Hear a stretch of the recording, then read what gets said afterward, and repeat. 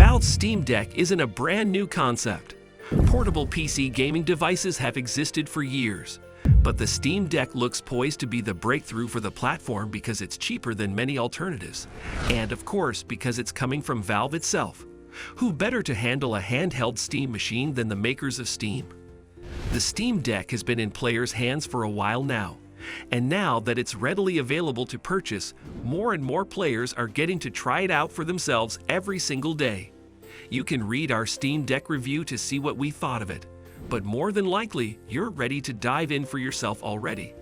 As soon as you boot it up, you'll find your Steam library is intact, which is exciting.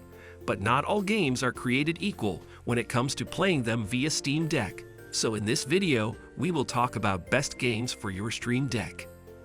Elden Ring. Elden Ring's The Lands Between is vast and rich with activities to undertake. At any given moment, you're a stone's throw away from a hidden dungeon, a brand new area of the map, or a challenging mini-boss.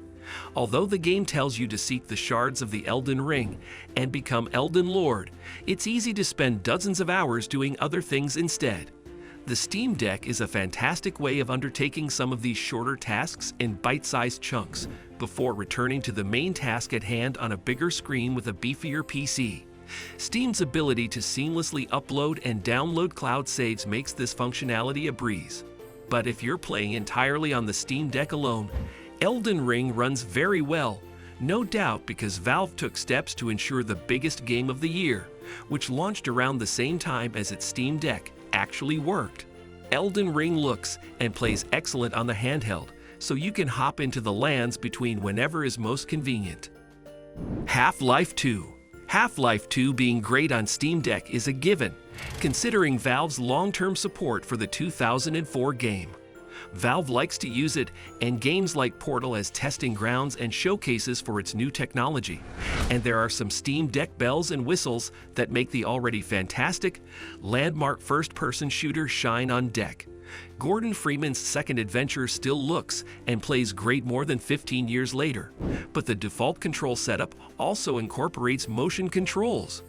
Using Deck's capacitive tech, simply laying your thumb on the right control stick activates the motion controls. Setting it up this way means you only use the motion when you are aiming, a bit like Breath of the Wild's default controls.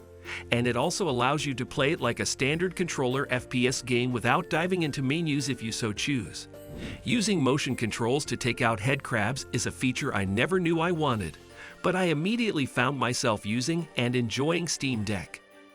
Spiritfarer. Spiritfarer is unlike any other farm life sim you've played. For starters, its farm is a boat moving through the underworld, which reminds me of another key difference: you're dead. As the operator of the underworld's ferry, you'll meet characters, help resolve their unfinished business, then wave them goodbye as they coast into the Everlight, some unspecified what comes after space. There are plenty of recipes to learn, items to craft, plants to harvest, and more. Your list of duties and quests is long, so you'll have plenty to do over the course of many on-the-go sessions with the game. Just know that passengers aboard your train, plane, or bus may catch you, drying your eyes. Disco Elysium. Disco Elysium is so text-heavy that it can feel like you're actually holding a candle when playing it on a Steam Deck, but for fans of deep RPG experiences, it's exactly what you're probably looking for. The latitude for true role-playing is vast, and the story goes places that are both smart and unpredictable. The painterly art style also looks great in handheld mode and may have fellow train passengers looking over to see what it is you're doing, which admittedly is a little awkward when you start the game hungover in your underpants. God of War. Some games fit Steam Deck because their genre or gameplay elements just feel right at home in a handheld device. Like God of War, others are just proof of the Steam Deck's power. God of War is a game that once seemed unlikely to ever come to PC, but in 2022, not only is it available on the platform, it's fully verified and ready to go on Steam Deck. It's so cool to see it in this way, it almost makes one wish for some sort of PlayStation handheld device. Imagine that. Monster Train.